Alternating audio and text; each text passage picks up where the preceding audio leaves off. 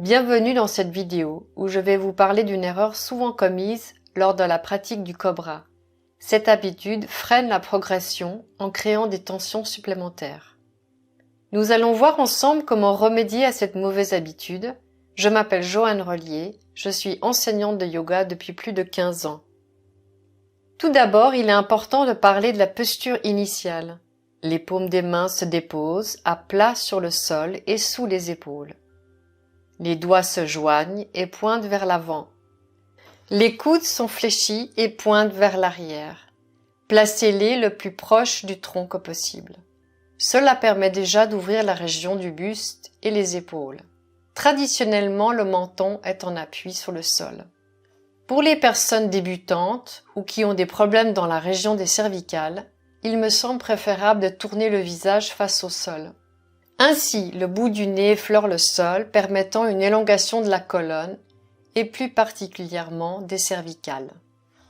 Avant de lever le tronc, la nuque et la tête, veillez à activer la sphère abdominale en maintenant le nombril porté en direction de votre colonne vertébrale. Ainsi, la sphère lombaire est soutenue.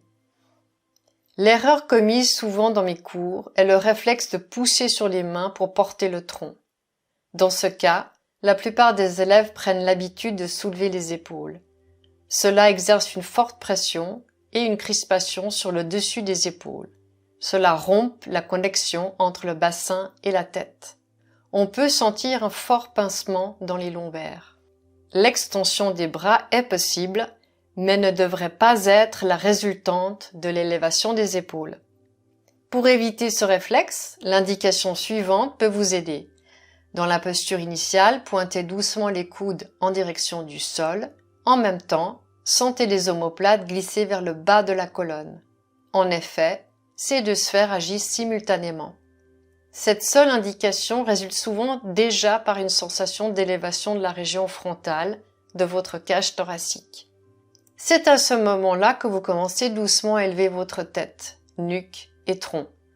La pression qu'exercent les mains au sol est minime pour maintenir la ligne du tronc activée. Dès que vous sentez vos épaules s'élever, ramenez le tronc plus proche du sol jusqu'à ce que les épaules redescendent. Pour les débutants, il est préférable de maintenir les côtes flottantes au sol. Pour les avancés, les bras s'allongent selon la flexibilité du dos mais se tendent rarement. Le pubis est maintenu au sol et les jambes déposées.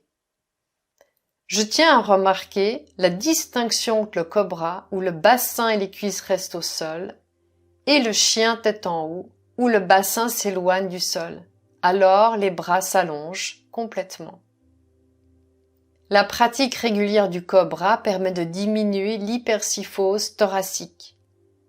Elle est accentuée souvent par de mauvaises habitudes de posture et aux longs moments statiques en posture assise ou debout.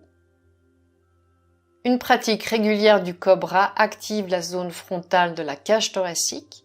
La libération du dos permet de retrouver la verticalité du tronc. J'espère que cette vidéo vous a été utile pour clarifier la pratique de Bhujangasana. À bientôt!